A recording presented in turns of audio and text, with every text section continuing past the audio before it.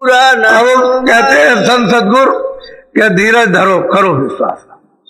कहते हैं धीरज रखो, दरवाजे पर बैठो और विश्वास करो, एक दिन समय आ जाएगा तुम्हारी इसी जीवन में आशा पूर्ण कर दी जाएगी, यानी सूरत को चढ़ा दी जाएगा। क्योंकि सूरत है मलिन, काल के देश में रहते रहते रहते रहते बहुत प्रकार के क्रियामान संक्षेप प्रारंभ ये कर्मों का बोझा लदा पड़ा हुआ पहाड़ों की तरह से, तो अपनी कमी तो पता चलती नहीं। और वो जब पता लगा तो जल्दी कीजिए, जल्दी कीजिए, जल्दी पहुंचा दीजिए, देर मत कीजिए, आप समर्थ हो, उसी में धीरज टूट जाता, देर हो जाती है। अगर सब्र से धीरज से दरवाजे में बैठे और मौज को निहारे, ये दया आती होगी, अब दया आती होगी, दया आएगी, दया आएगी, तब तो काम भी हो जाए।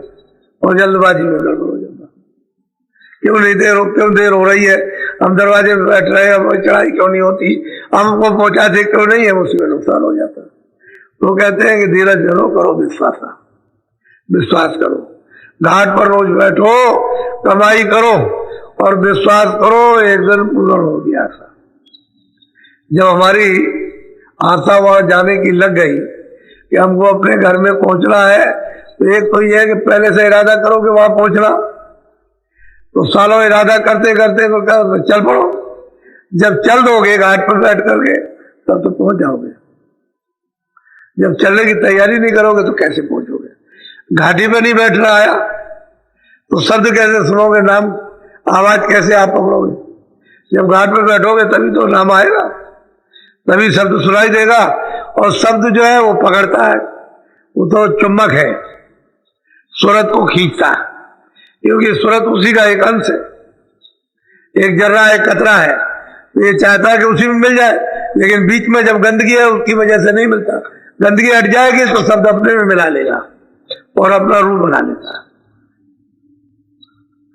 वो तो आ रहा बराबर, वो तो न भी सुनो तब भी आ रहा, 24 घंटे आता, लेकिन पर्दों में होकर छन छन के आता, उसका बोध अपने को नहीं है। और उसी वजह से सूरत शरीर में टिकी हुई है। जितने भी शरीर है, पशु है, पंछी है, छोटे है, कीड़े है, जीव जंतु है, उनमें शब्द में शब्द सबको टिकाए हुए, और शब्द आना बंद कर दे खत्म हो जाए। वो शब्द से तो श्वास चल रही है, उसी के आधार से श्वास चल रही है, और शब्द हट गया तो श्वास क्या चीज है, कुछ नहीं, निराधार हो गई, तो एक क्षण भी नहीं रह सकती उसमें। तो शब्द तो आ रहा, सब चीजों के पास आ रहा। मनुष्य शरीर में जब बोध नहीं है तो और शरीर में तो बोध होता नहीं, इसी में ज्ञान नहीं उसका। जब ज्ञान होगा तभी उसको पकड़ोगे, जब तक ज्ञान नहीं होगा तो और शरीरों में साधना नहीं, मनुष्य शरीर में साधना। कहते हैं धीरज धरो और मौज निहारो, सब्र को बिल्कुल हाथ में रखो कि दया उसकी होगी, जब मौज होगी तभी दया हो जाएगी। और हम जल्दबाजी करते हैं, उसमें नुकसान होता। एक तो ये करते नहीं, आलस, काली, निद्रा, काम, क्रोध, इसके चक्कर में 24 घंटे रहते हैं, फंसे रहते हैं। कभी घाट पर बैठने की कभी इच्छा ही नहीं होती।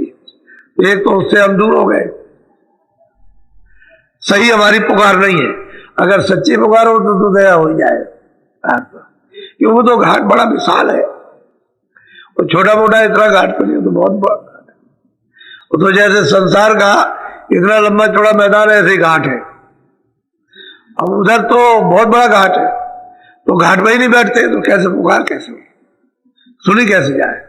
घाट में बैठो तो पुकार सुनी जाए।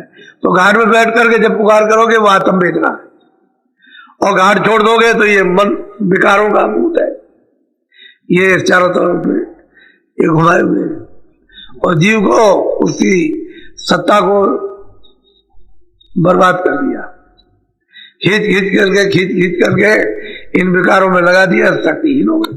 बोलो। सुनत बचन अब शीतल भाई, चरण शरण स्वामी ने चल। कहते हैं जब बच्चों को सुना और कहा कि देख भाई मौज निहार, घाट पर बैठ, तेरी आशा पूर्ण होगी, तो अब तो सुन करके बच्चों को शीतल हुई। और फिर से उसने सोचा कि जल्दबाजी हमको नहीं करना चाहिए। इतनी तड़प होने के बाद में भी हाथ नहीं आया, और फिर उन्होंने कहा मौज निहारो, सबर संभालो। सबर को हाथ में रखो बिल्कुल, इसको इधर जल्दबाजी मत करो उसके साथ में, जब दया हो जाएगी हो जाएगी, हम तो अपना काम करें। ऐसे ऐसे प्रेमी जन जब लगन के साथ लगे रहे तब भी दया नहीं पाई। वो समझते थे कि हम ऐसे ही पा जाएंगे, तो कहते हैं मौज निहारो सबर संभालो। मौज को फिर दरवाजे में बैठ के निहारो, जब वो दया आएगी तभी मिलेगी आप, तो तभी काम बन जाएगा। तो कहते हैं कि भाई धीरज रख, तेरी आशा पूर्ण होगी, लेकिन टाइम था, घाट पर बैठ जा। और दोनों आंखों के घाट से एक ही रास्ते से आए उतर करके, एक ही रास्ता वापस जाने का। शरीर में, शरीर के ऊपर हिस्से पर ये सूरत बैठी है, दोनों आंखों के ऊपर हिस्से पर, इसके अंदर नहीं है कि खोल है, उसके अंदर नहीं बैठी, दरवाजे पर बैठी हुई है। ऊपर से पर्दा पड़ गया, नीचे वो सुराग है, उनमें से सब रोशनी, तभी अंग आपके चलते हैं। अगर सुराग में रोशनी नहीं देगी अंग बंद हो जाएगा आपके। जब इधर से रोशनी खिंच जाती है तो लूला लगड़ा अंग हो जाता है। इधर से रोशनी खिंचेगी, आंखें कानों से सुनाई नहीं देगा, हाथ पैर हिलेंगे नहीं, अपंग हो जाएगा।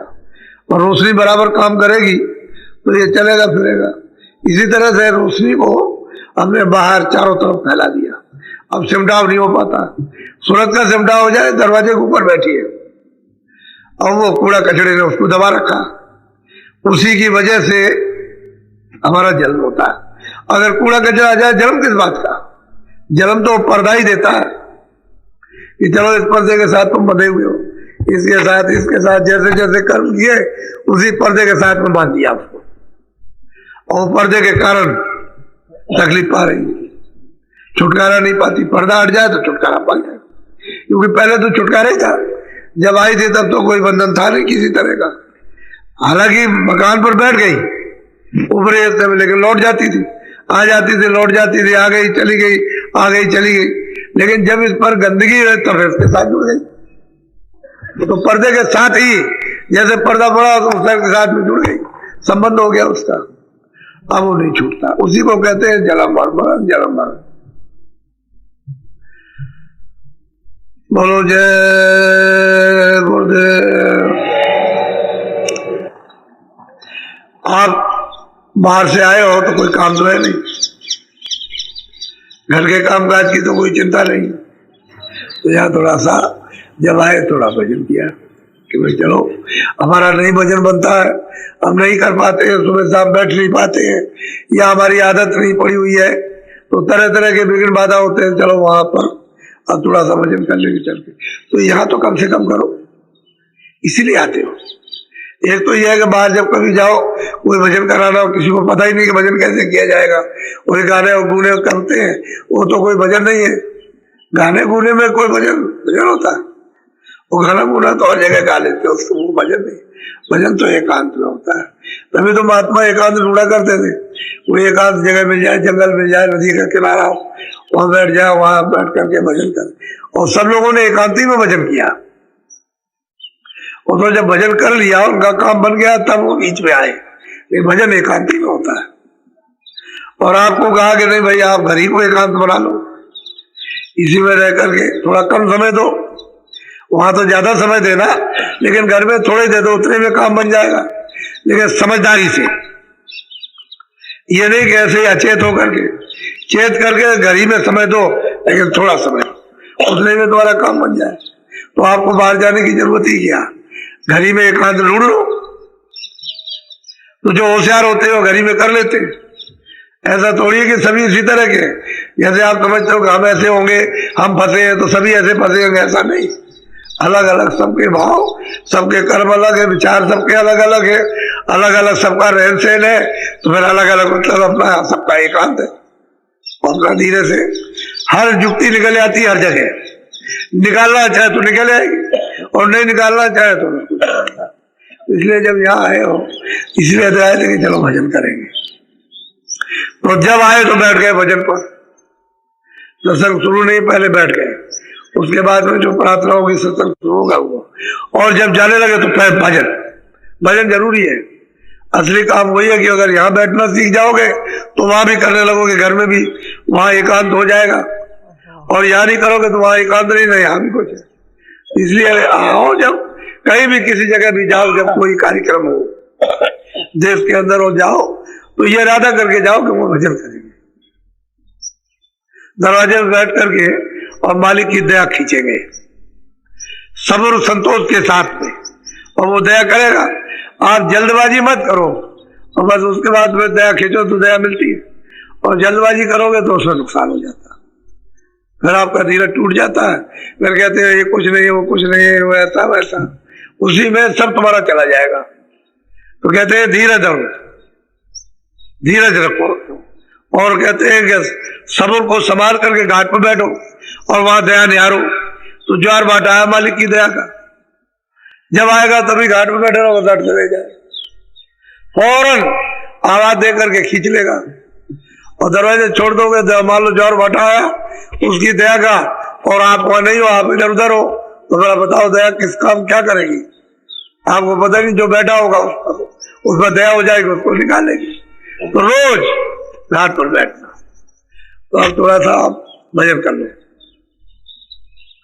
बैठ जाओ, कपड़ा डालिया करो बराबर, अंगोछा रुमाल कुछ ना कुछ पास में रखो, जहां कहीं भी सत्संग हो अपना पास में रखो, एक छोटा सा रुमाल, अंगूछा गौछा, कोई चादर हो, कोई चीज हो, उसको रखा, और जब कहा कि भजन करो तो उस भजन करने में आंख तो बंद होना ही है, और कान ऐसा बंद करो कि अड़ोस पड़ोस की कोई आवाज बच्चे वगैरह की तुम्हारे कान में न जाने पाए, और बस धीरे से अंदर के सूरत के कान से सुनने का काम करो, लेकिन मन बुद्धि चित्त को रोकर बैठ जाओ भजन पर, बैठो। सभी प्रेमी भाई बहनों को मेरा सादर जय गुरुदेव। स्वामी जी महाराज कहा करते थे कि हमेशा पूरा सत्संग सुनो, सत्संग का एक भी वचन छूटना नहीं चाहिए। पता नहीं कब कौन सा वचन तीर की तरह हृदय को बेध जाए और आपका सुमिरन बनने लगे। सुमिरन ठीक ढंग से होगा तो ध्यान भी बनेगा, और जब सुमिरन और ध्यान बनेगा तो भजन भी बनने लगेगा। आप सभी लोगों को मेरी शुभकामनाएं। जय गुरुदेव।